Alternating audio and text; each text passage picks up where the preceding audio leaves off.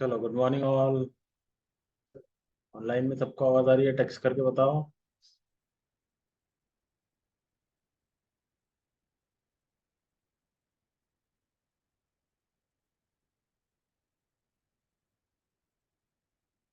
Online में सबको आवाज आ रही है? टेक्स्ट करके बताओ फटाफट।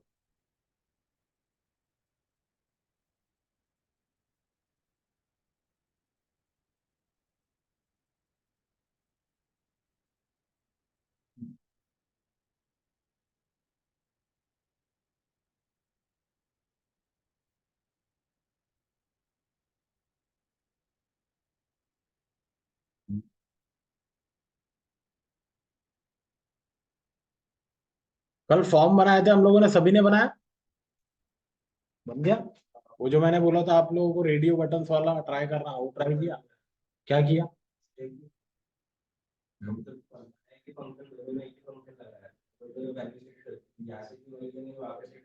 हम्म। बरोबर है। ठीक है। ये भी कर सकते हो क्योंकि एक फंक्शन हम लोग दो जगह कॉल कर सकते हैं ना, सेम फंक्शन को, है ना? वो कर सकते थे। और एक और अच्छा ऑप्शन है, क्योंकि बनाना तो देखो दो बार पड़ ही रहा है ना। समझ में आ रहा है? देखो यहाँ पर क्या हो रहा है कि जो आपने किया वो भी ठीक ही है, लेकिन कई हद तक वो भी हम लोग नहीं करेंगे। क्यों? दिक्कत ये होती है कि अगर बहुत सारे रेडियो बटन रहेंगे तो क्या इनपुट फील्ड इतने बार बार बनाएंगे कि फंक्शन तो एक ही रन होने वाला है। हमारे समझ में आ रहा है? फंक्शन तो एक ही रन होने वाला है। आपने क्या किया, आपने इसी को, एक ही फंक्शन को, जैसे ऑन चेंज फीमेल या मेल है, जैसे कि मैं इसको हटा दूं, तो आपने इसी फंक्शन को सेकंड वाले इसमें भी डाल दिया। करेक्ट है ना? ऐसे तो ये तो काम करेगा दोनों पे, लेकिन इनपुट फील्ड तो आपकी दो बनी रही है ना। तो ऐसा क्या कर सकते हैं हम लोग जो इनपुट फील्ड हमारी बार बार बनाने की जरूरत ना पड़े, एक ही बार बनाए और बार बार वो रिप्रेजेंट भी हो और अलग अलग वैल्यूज भी रीड करे। तो उसके लिए क्या करना पड़ेगा हम लोगों को? मैप का यूज करना पड़ेगा, एक एरे बनाना पड़ेगा।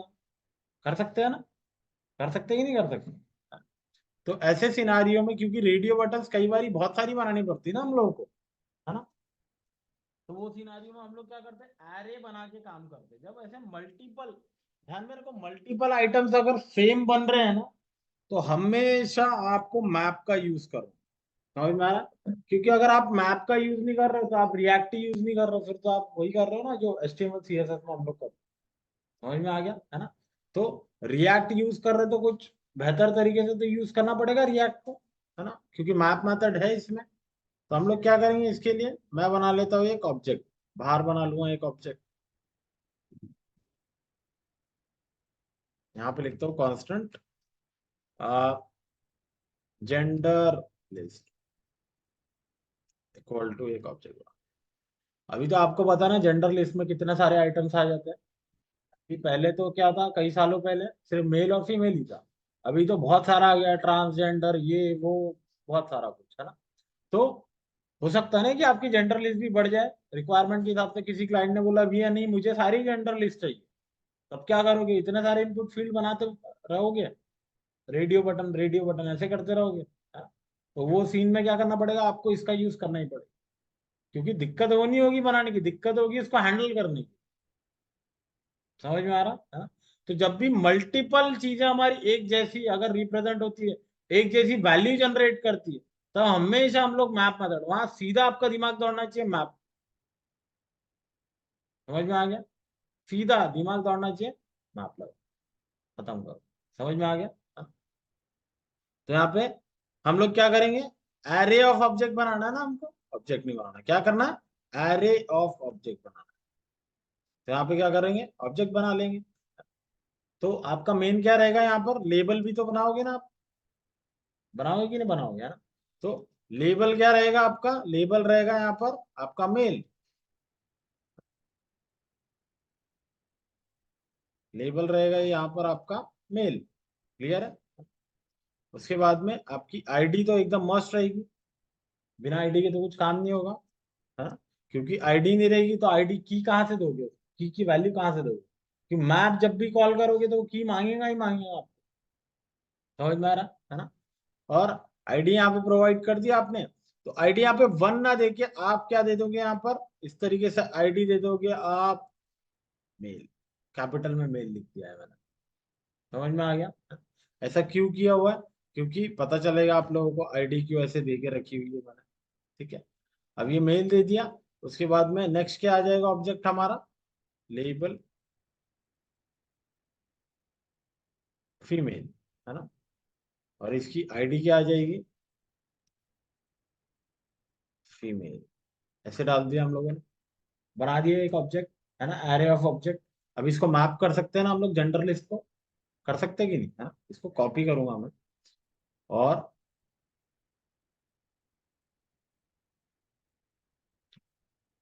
इस वाले हिस्से को मैं करता हूँ कॉमन, ये वाला जो था, इसको बना देता हूँ बेसिकली क्या, एक यूएल टैग। समझ में आ रहा है? इसको बना देंगे हम लोग एक यूएल टैग, क्योंकि इसी के अंदर तो लिस्ट आइटम बनेंगे ना हमारे। बना दिया, इसको कमेंट कर देता हूँ। चलो ये कमेंट हो गया। इसके नीचे हम लोग क्या करेंगे, इसके नीचे हम लोग क्या करेंगे अब, इसके नीचे मैं करली ब्रेसेस लगाऊंगा और क्या करूंगा, ये gender list dot map of का यूज करूंगा। करेक्ट है, इसके अंदर क्या रीड करूंगा मैं, ईच, एक एक आइटम्स को रीड करूंगा। ईच को रीड किया, और इसके अंदर अब बना लूंगा मैं यूआई। समझ में आ रहा? अगर यहाँ यूआई नहीं बनाना आपको, और आपको किसी और जगह पे भी नहीं बनाना है, यहाँ यूआई तो नहीं बनाने की इच्छा है आपकी। समझ में आ रहा? आप चाह रहे हो कि यहाँ पर मैप भी यूज हो रहा है, यहाँ पर आपका यूआई भी बन रहा है, तो दिक्कत हो रही है ना। हालांकि बना सकते हो, कोई इशू नहीं। और दूसरे कंपोनेंट पे भी नहीं बनाना, आपको यही बनाना है। क्या कर सकते हो ऐसे सिनारी में आप, फंक्शन कॉल कर दो इसके अंदर। कर नहीं सकते हम लोग फंक्शन कॉल? हाँ, तो यहाँ पे मैं इस तरीके से फंक्शन कॉल कर दूंगा कि डिस्प्ले जेंडर इनपुट,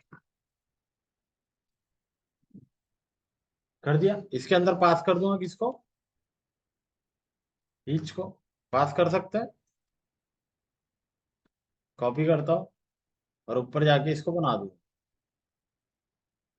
रिटर्न के ऊपर इसको बना दूंगा इस तरीके से, कांस्टेंट ईच पे इक्वल टू, और ये आ गया एरो फंक्शन, और यहाँ पर इसको कंसोल डॉट लॉग कर देता हूँ, कंसोल डॉट लॉग ईच। एक एक ऑब्जेक्ट दिखना चाहिए मुझे, कंसोल कर दिया। चलो इसको रन करते हैं हम लोग।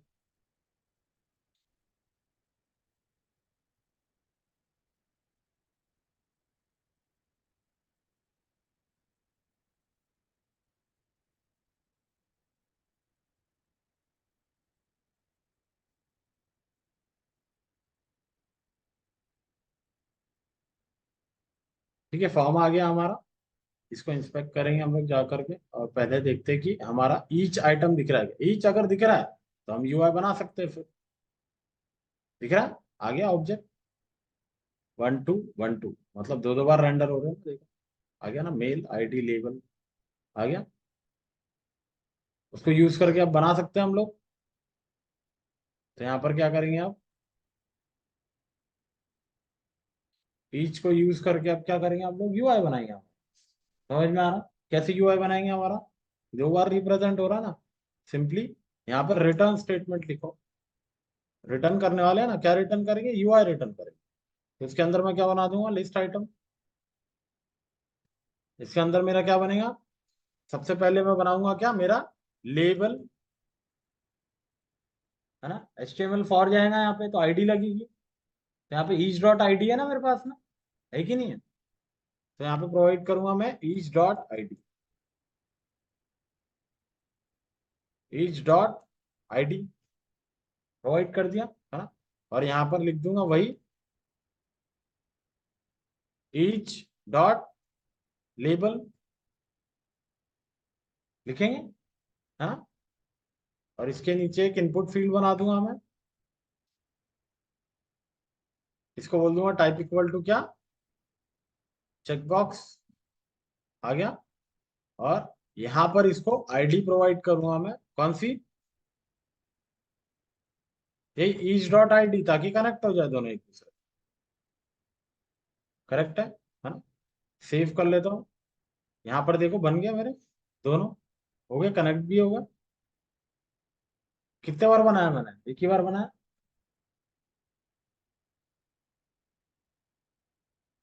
जब एक ही चीज से आउटपुट एक ही जैसा आ रहा है, ध्यान मेरे को वहां तो दिमाग आपका एक ही चलना चाहिए कि वहां मैप यूज करो, कुछ और यूज ना करो। समझ में आया? अब फंक्शन एक ही लगाओगे लेकिन वैल्यू तो अलग अलग जाने वाली है ना, जाएगी कि नहीं जाएगी, है ना? तो यहाँ पे वैल्यू एट्रीब्यूट लिख दो। यहाँ पे लिख दोगे आप वैल्यू एट्रीब्यूट। वैल्यू एट्रीब्यूट में वैल्यू क्या प्रोवाइड करोगे? Each dot label.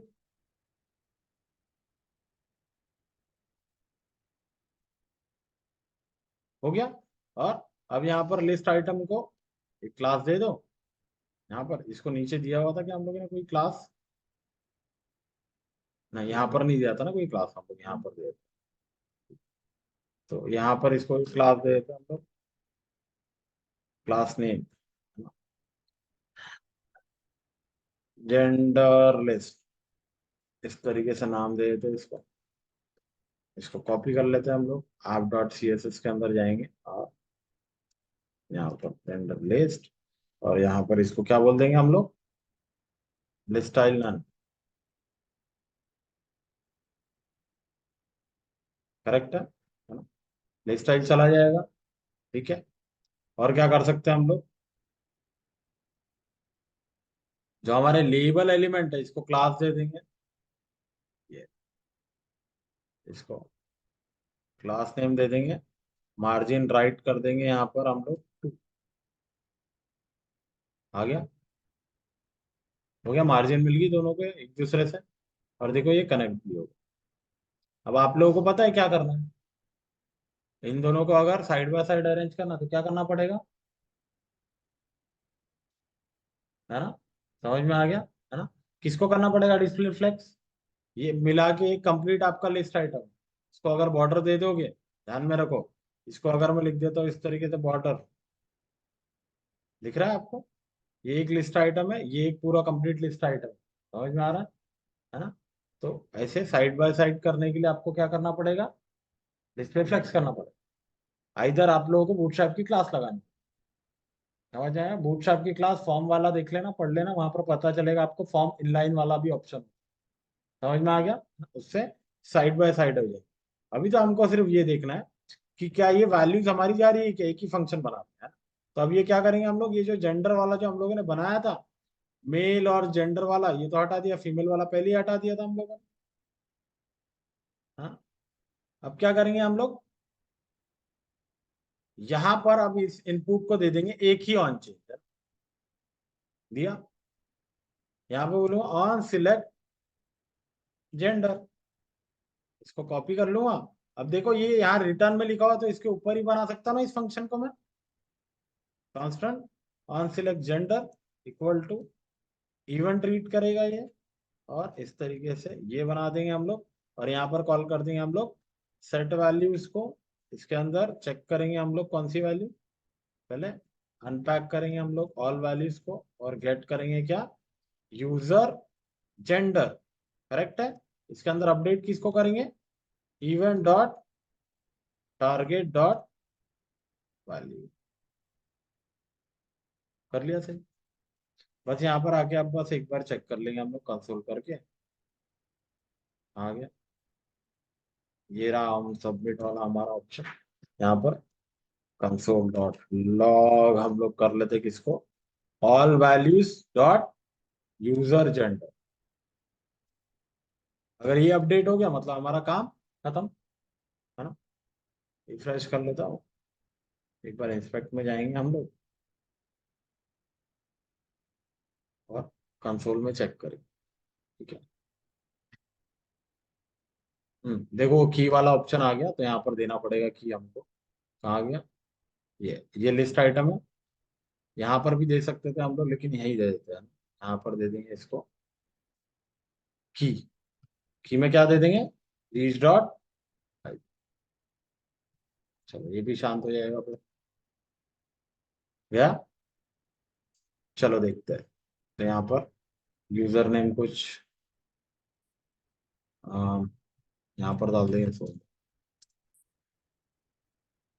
यहाँ पर फोन है ठीक। Gmail यहाँ पे मेल सिलेक्ट किया हम लोगों ने और यहाँ पर कर देते हैं हम लोग। ठीक है। सबमिट करूंगा, देखो आ गया मेल।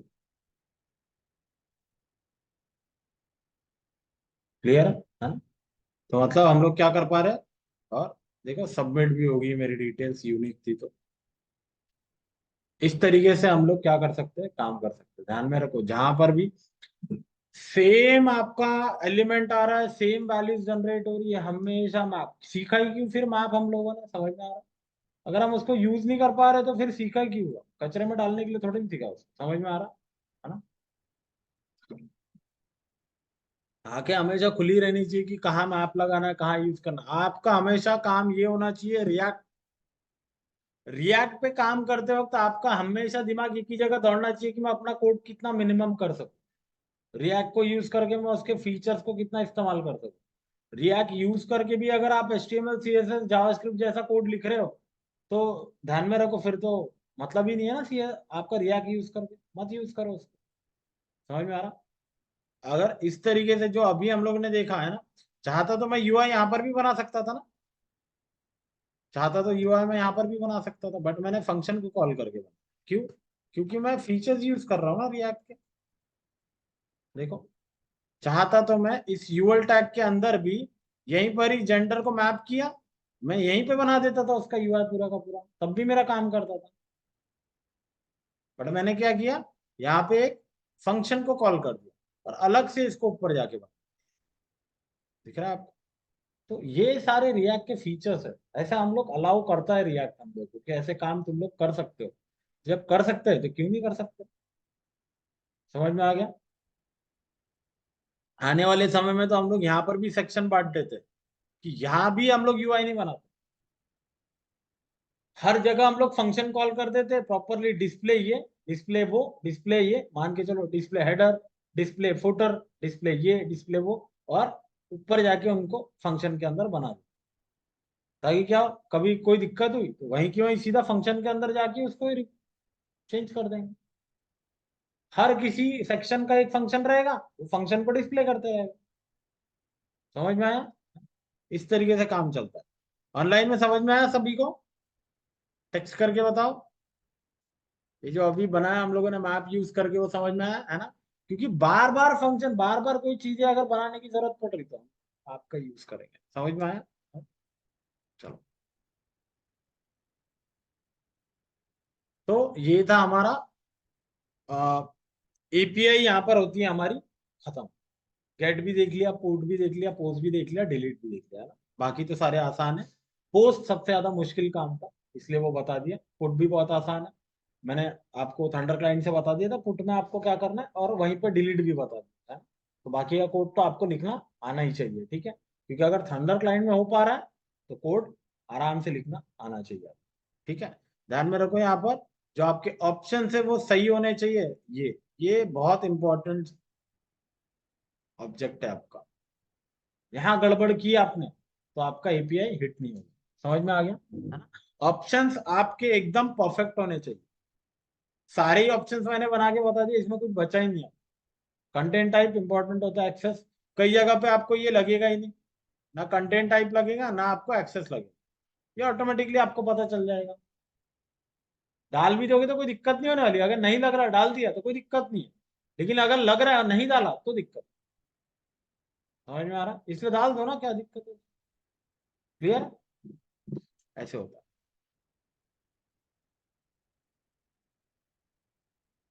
तो हम लोग ये देख रहे थे कि अब एपीआई को हम लोगों को यूज इफेक्ट के अंदर डालना क्यों।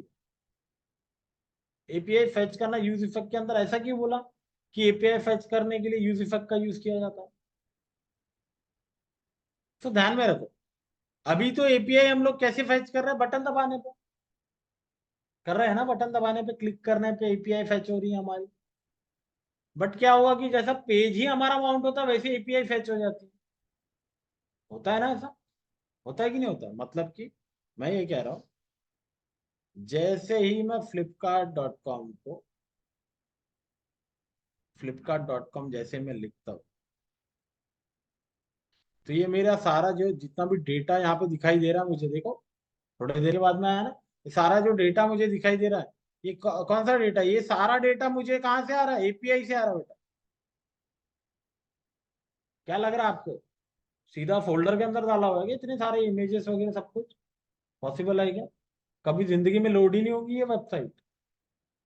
ये सारा कुछ डेटा आपको डेटाबेस से आ रहा है, ये इमेजेस, ये प्राइस, ये सब कुछ, सब डेटाबेस से आ रहा है। समझ में आ रहा है ना? तो ये एपीआई से ही तो फैच होके आ रहा है पूरा का पूरा। तो यहाँ पे कोई बटन दबाई क्या हम लोगों ने ये सारा पूरा कंटेंट लेके आने के लिए? कोई बटन दबाई है क्या हम लोगों ने? लेकिन अगर क्या होगा, अगर मैं यहाँ पर कोई इवेंट कर रहा हूँ, जैसे अगर मैं यहाँ पर कुछ भी कर रहा हूँ, ये बटन के ऊपर क्लिक कर रहा हूँ या कुछ और कर रहा हूँ, या यहाँ पर मैं लिखना स्टार्ट कर रहा हूँ, है ना, शर्ट फॉर मैन ऐसे, या जो भी कुछ है, अगर मैं कुछ भी लिख दूं, है ना, यहाँ पर आ गया मैं, और चलो ठीक है, मुझे यहाँ पर फिल्टर करने हैं तो बात ठीक है, एपीआई तो वापस से फैच होगी हो। बट अगर मैं यहाँ से रिलेटेड कोई काम नहीं कर रहा हूँ, कुछ और काम कर रहा हूँ, तो क्या होगा? ये पेज फिर से री रेंडर होगा, होगा कि नहीं होगा? अगर मैं इस एपीआई से कोई छेड़खानी नहीं कर रहा, मैं कुछ और ही काम कर रहा हूँ यहाँ पर, जिसका इस एपीआई से कोई लेना देना नहीं। समझ में आ रहा? तो क्या होगा अननेसेसरी? ये जो मेरा आ, ये जो मेरा एपीआई से रिलेटेड जितने मुझे आ रहे हैं, सारे के सारे डेटा जो मुझे आ रहा है, ये पूरा का पूरा डेटा, ये कहीं ना कहीं बार बार री रेंडर होते रहेगा ना, मैं काम करते रहूंगा तो, क्योंकि ये डायरेक्टली लिखा हुआ अमाउंट पे, तो बार बार री रेंडर होगा, फ्लिकर होते रहेगी बार बार वेबसाइट मेरी, है ना? कुछ और कर रहा हूँ, रिफ्रेश यही हुए जा रहा है बार बार। इसलिए इसको कहाँ डालते हैं हम लोग? यूज इफेक्ट के, फिर वहां पर डिपेंडेंसी आरे लगाते हैं, वहां पर हम लोग वैल्यूज प्रोवाइड करते हैं कि सिर्फ और सिर्फ इसके चेंज होने पर ही एपीआई वापस से क्या करना है? फेच का। मतलब कि क्या? मतलब यहाँ के फिल्टर्स दिख रहे हैं ना आप लोगों को, तो ये फिल्टर्स अगर मैं प्रोवाइड करूंगा, तो मतलब क्या कर रहा हूँ? मैं फिल्टर्स प्रोवाइड कर रहा हूँ, मतलब कि क्या कर रहा हूँ? एपीआई को वापस से री फेच कर रहा हूँ, क्योंकि वैल्यू अपडेट की ना मैंने, वैल्यू अपडेट की तो डिपेंडेंसी में ये वैल्यू डाली हुई है कि अगर ये वैल्यू चेंज होगी तो क्या होना चाहिए? फिर से एपीआई फेच होगी, फिर से एपीआई फेच होगी, वैल्यू अपडेट हो जाएगी, फिर सॉर्टेड वाला डेटा आ जाएगा। समझ में आया? ये ऑलरेडी हम लोग करने वाले हैं ना प्रोजेक्ट में, ये सब फिल्टर वगैरह, ये सब सॉर्टिंग वगैरह वाली फंक्शनलिटी हम लोग हमारे प्रोजेक्ट में करने वाले हैं। सब कुछ आपको समझ में आ जाएगा कैसे और क्यों करते हैं। समझ में आ गया? एपीआई समझ में आ गई सभी को? पक्का समझ में आ गई?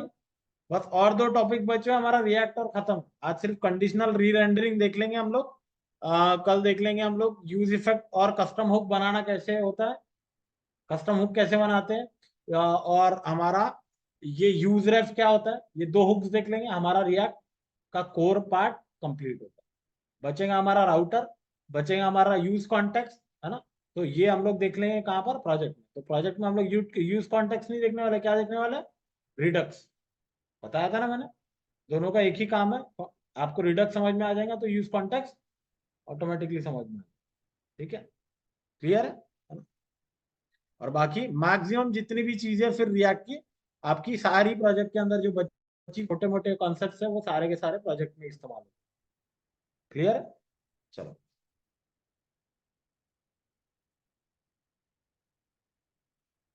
तो अब देखते हैं हम लोग क्या, कंडीशनल री रेंडरिंग। ये क्या होता है? रिएक्ट का एक बहुत ही इंपॉर्टेंट टॉपिक है, कंडीशनल री रेंडरिंग। मतलब कंडीशन के हिसाब से रेंडर करना। समझ में आ रहा?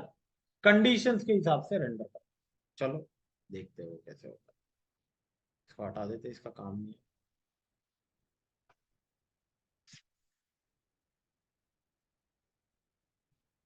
इसका भी कोई काम नहीं, इसको भी हटा दो, साफ सफाई कर लेता थोड़ी सी।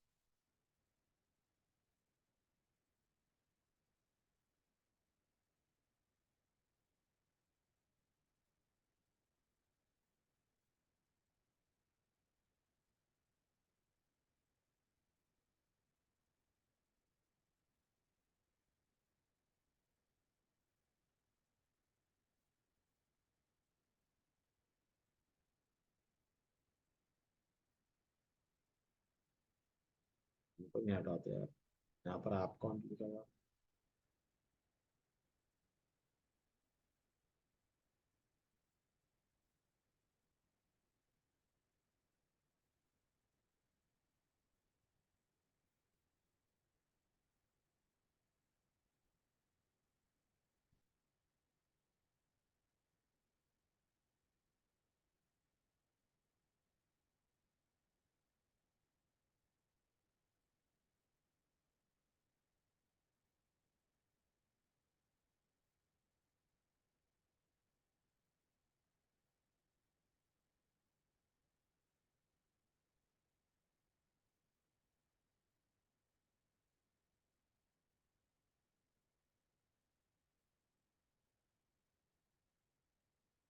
ठीक है, कंडीशनल री रेंडरिंग, ये क्या होता है टॉपिक, इसको समझेंगे हम लोग आज। और यहाँ पर हम लोग एक DR लगा देंगे थोड़ा सा, और एक बटन बना देंगे। ठीक है, यहाँ पर मैं बोल देता हूँ सच।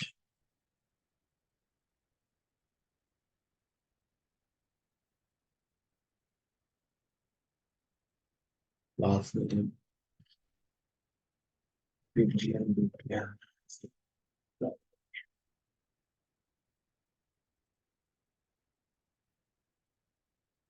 प्राइमरी। ठीक है, चलो बटन भी बन गए हमारे, और ये भी आ गया। अब हमको क्या करना बेसिकली, ये बटन की क्लिक करने पे नीचे डेटा हमारा लोड होगा। समझ में आ गया है ना? सिंपल सी API फेच करेंगे हमारी। वही कौन सी API फेच करेंगे हम लोग? वो जोक्स वाली सिंपल सी API है, उसी को देखें।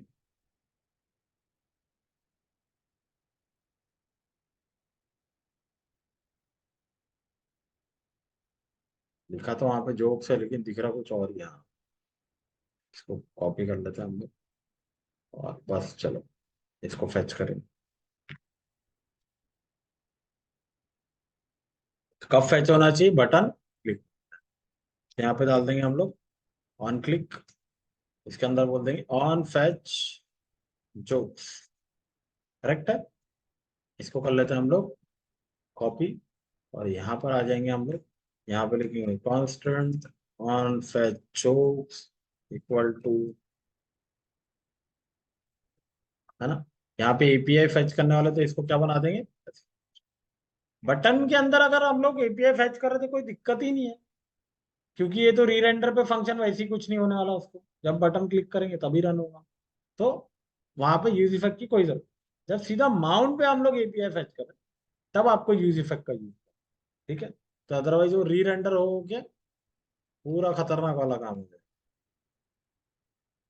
यहाँ पे अब क्या कर लेंगे हम लोग, API को लेके आएंगे कांस्टेंट API इक्वल्स टू, ये API डाल दिया यहाँ पे। अरे क्या,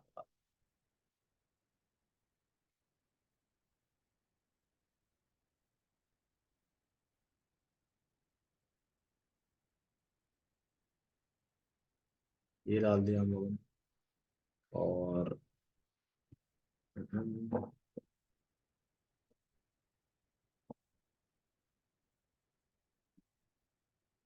यहाँ पे सिंपली और क्या करेंगे अब हम लोग, कांस्टेंट रेस्पॉन्स, अभी रेसी लिख लेते हैं, इक्वल टू अवेट मैकेनिज्म का यूज करेंगे, और क्या करेंगे, फेच को कॉल करेंगे। इसके अंदर किसको भेज देंगे, इस API। क्लियर, भेज दिया API को। और इसके अंदर अब क्या कर लेंगे, constant data,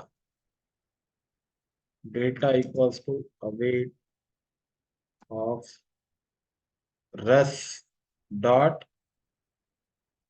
Jason of. Correct है, इससे डेटा हम लोग को मिल जाएगा। क्लियर है? और कंसोल डॉट लॉग नहीं करते हम लोग, तो डेटा दिखाना ही है ना। कहाँ दिखाएंगे, बटन के। तो यहाँ पर डेटा दिखा देंगे हम लोग, H4 ले लेते हैं, इसको क्लास दे देते हैं,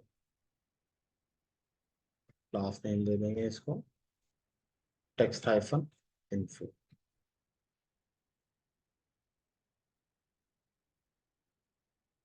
यहाँ पे बोल देंगे हम लोग जोक्स। कहाँ से आएगा जोक्स? है ना, स्टेट वेरिएबल्स बनाने पड़ेंगे। यहाँ पर जाएंगे हम लोग कांस्टेंट जोक्स और set jokes equal to use state. Clear. But और भी यहाँ पे वेरिएबल्स हमारे लगने वाले, तो ऐसा करना जरूरी है, ऐसा नहीं करते। यहाँ पर क्या कर देंगे हम लोग, यहाँ पे लिख देंगे वही वैल्यूज और यहाँ पे कर देंगे हम लोग सेट वैल्यूज। क्लियर। इसके अंदर जाके यूज स्टेट के अंदर जाके अब हम लोग ऑब्जेक्ट बनाएंगे, जहां पे अब हम लोग लिखेंगे जोक्स, क्या रहेगी एम्प्टी। बस अभी फिलहाल तो जोक्स ही है, तो क्या करेंगे हम यहाँ पे all values dot jokes, all all values लिखना था यार।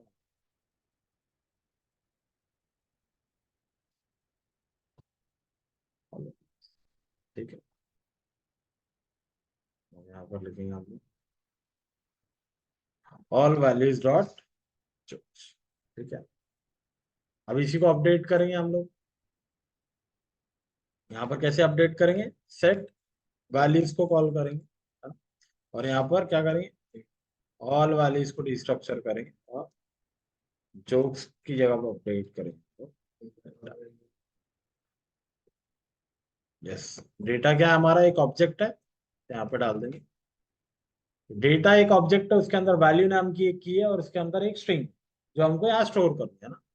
यहाँ पर आ जाते हैं, इसको रिफ्रेश करता हूँ मैं, और यहाँ पर जैसे ही मैं फेच को कॉल करूंगा, है ना, तो देखो मेरा डेटा आ जाएगा। आ गया data, the computer tries one because it hard. आ गया डेटा। आने के लिए थोड़ा सा टाइम लगाना है इसको, इमीडिएटली आएगा। हमेशा आपने देखा होगा ना, जब भी ऐसा कुछ होता है, जब भी एपीआई फेच होती है तो एक लोडर आता है कि नहीं आता? लोडर आता है ना, लोड होते रहता है। कब तक लोड होते रहता है, जब तक एपीआई माउंट नहीं हो जाती मेरी, मतलब जो मुझे डेटा चाहिए वो मुझे मिल के यहाँ पर दिखाई नहीं देने लगे, तब तक वो लोडर घूमते रहता है। जैसे मैंने बटन क्लिक किया वो लोडर आ जाएगा। जैसे वो मेरा डेटा मुझे यूआई पे मिल गया वैसे वो चला भी जाता है। तो मतलब क्या हो रहा है, वो कंडीशन के अकॉर्डिंग दिख रहा है ना आपको, दिख रहा है कि नहीं दिख रहा? ऐसे पहले दिखता है क्या, जैसे फैच की बटन क्लिक करोगे जब वो फैच होना स्टार्ट होता है तभी दिखता है वो, और फिर जैसे फैच हो गया, कंप्लीट हो गया, चला भी जाता है ऑटोमेटिकली। वही होता है आपका कंडीशनल रीड, कंडीशंस के अकॉर्डिंग चीजों को दिखाना या छुपाना। समझ में आ गया? हाँ? कैसे करेंगे आप वो? कुछ दिमाग लगा सकते हो क्या, थोड़ा बहुत? क्या कर सकते हैं?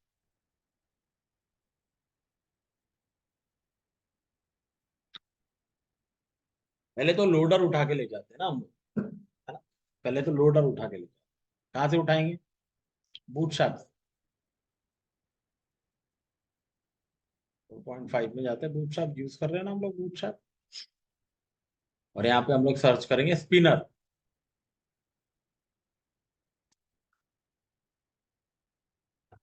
आगे स्पिनर्स हमारे यहाँ पर देखो, अलग अलग तरह के स्पिनर्स। ब्लू कलर वाला, रेड कलर वाला, जो लेना, ब्लू वाला पहले ही वाला ले लेंगे हम। इसका पहले वाले का कोड कॉपी कर लो और यहाँ पर आ जाओ। कहाँ लगाना है हम लोगों को, इसके ऊपर लगा।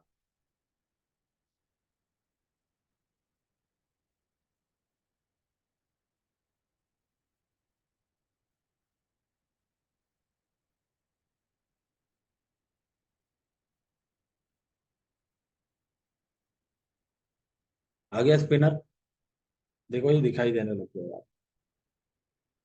दिख रहा है इसके ऊपर। बट अभी तो ये दिख ही रहा है ना, इसको तो पहले बंदिश कर देना हमको, दिखना ही नहीं चाहिए। समझ में आया? पहले तो दिखना ही नहीं चाहिए। कब दिखना चाहिए, जब बटन के ऊपर क्लिक होगा,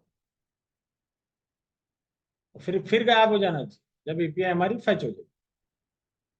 फिर उसके बाद या तो एरर आएगा तो भी हट जाएगा, या तो आपको डेटा मिल जाएगा तो भी हट जाएगा। तो ऐसा क्या कोड लिख पाएंगे हम लोग इससे रिलेटेड, सोचो थोड़ा सा, क्योंकि इतना भी मुश्किल नहीं है।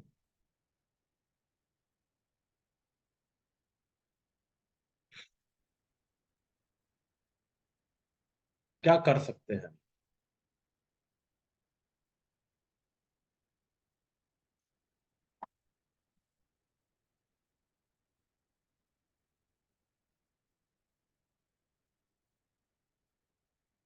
आप लोगों को देखो टर्नरी ऑपरेटर बताया था मैंने लास्ट लास्ट में, बताया था ना।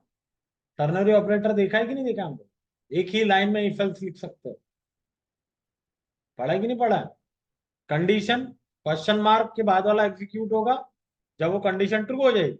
कोलन के बाद वाला एग्जीक्यूट होगा जब वो कंडीशन क्या हो जाएगी, फॉल्स हो जाएगी। बोला था ना मैंने कि ये रिएक्ट में जेएसएक्स में यूज करते हैं हम लोग, है ना। मतलब यहाँ यूज कर सकते हैं ना उसको, यहाँ पर यूज कर सकते हैं ना। तो किसी कंडीशन के ट्रू होने पे क्या दिखाना है हमको, ये समझ में आ रहा है ना। अदरवाइज हमको क्या दिखाना है, ये कर सकते हैं ना हम लोग ऐसा, कर सकते हैं कि नहीं कर सकते। तो देखो कैसे करेंगे हम लोग। यहां पर मैं लिख दूंगा एक टर्नरी,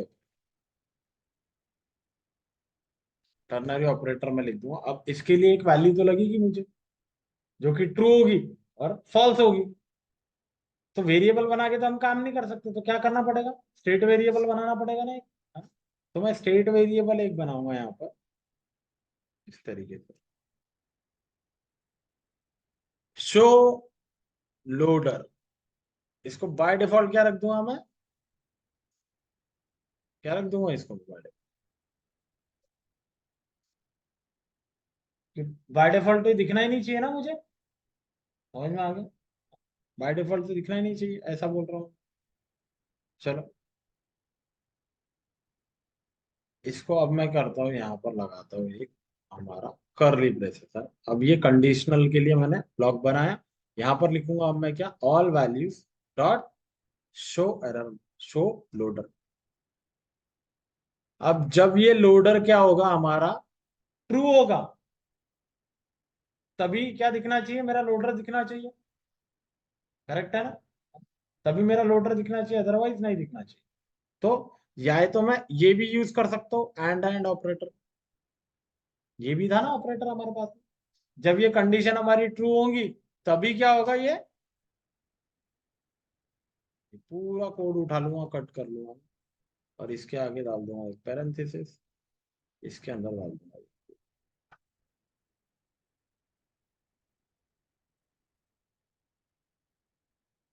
देखो अब इसके अकॉर्डिंग क्या होगा, जब भी इस लोडर की वैल्यू क्या होगी, ट्रू होगी, तभी ये दिखाई देगा, अदरवाइज नहीं दिखाई। देखो दिख रहा है क्या वहां पे आपको,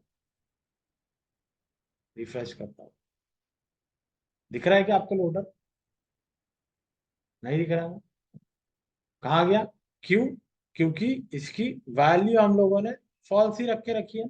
कैसे दिखेगा, देखो इसकी वैल्यू जैसे मैं ट्रू करता हूँ और सेव करता हूँ, आपको देखो लोडर दिखने लग जाएगा। आगे लोडर आपका आया कि नहीं आया।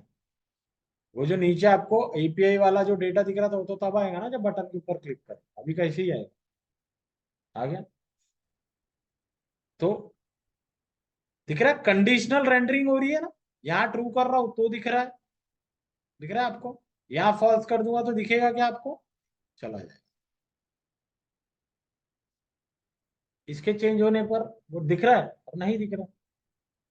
तो हम लोग क्या करेंगे, सबसे पहले, सबसे पहले हम लोग क्या करें, जैसे ही मेरी बटन क्लिक होती है फंक्शन रन होता है ना, ऑन फेच जोक्स, सबसे ऊपर में मैं क्या करूंगा, सेट वैल्यू को कॉल करके यहाँ पे ऑल वैल्यूज को डिस्ट्रक्चर करूंगा और शो लोडर को मैं कर दूंगा यहाँ पे ट्रू, जैसे ही बटन क्लिक करता हूं, कर दिया ट्रू।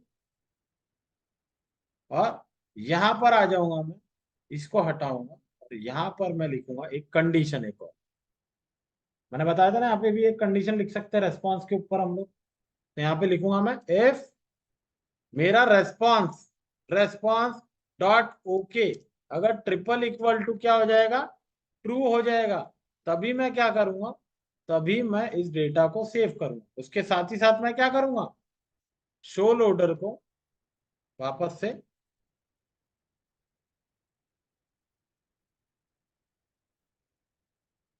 बाय डिफॉल्ट मेरा लोडर क्या है, फॉल्स है। जैसे बटन क्लिक होगी ट्रू होगा, दिखना चालू हो जाएगा। जैसी एपीआई फैच होगी ओके ट्रू आ जाएगा, वैसे फॉल्स हो जाएगा, तो गायब भी हो जाएगा और एपीआई मेरी माउंट हो जाएगी। इसको सेव कर लेता हूँ मैं, और यहाँ ब्राउजर पर आता हूँ, इसको करता हूँ मैं रिफ्रेश। करने की तो जरूरत नहीं है वैसे। देखो जैसे मैं फेच के ऊपर क्लिक करूँ आपका लोडर आया, और समझ में आया कैसे काम हो रहा है। जितने बार आप क्लिक करोगे उतने बार वो लोडर कुछ सेकंड के लिए आएगा, देखो।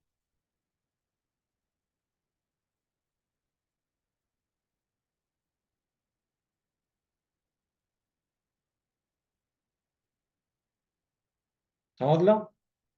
हम्म। इस तरीके से बनाते हैं हम लोग।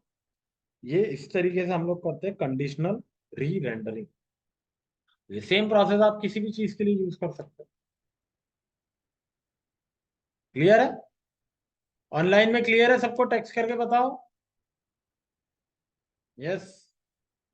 ऑनलाइन में सभी को क्लियर है? टेक्स्ट करके बताओ।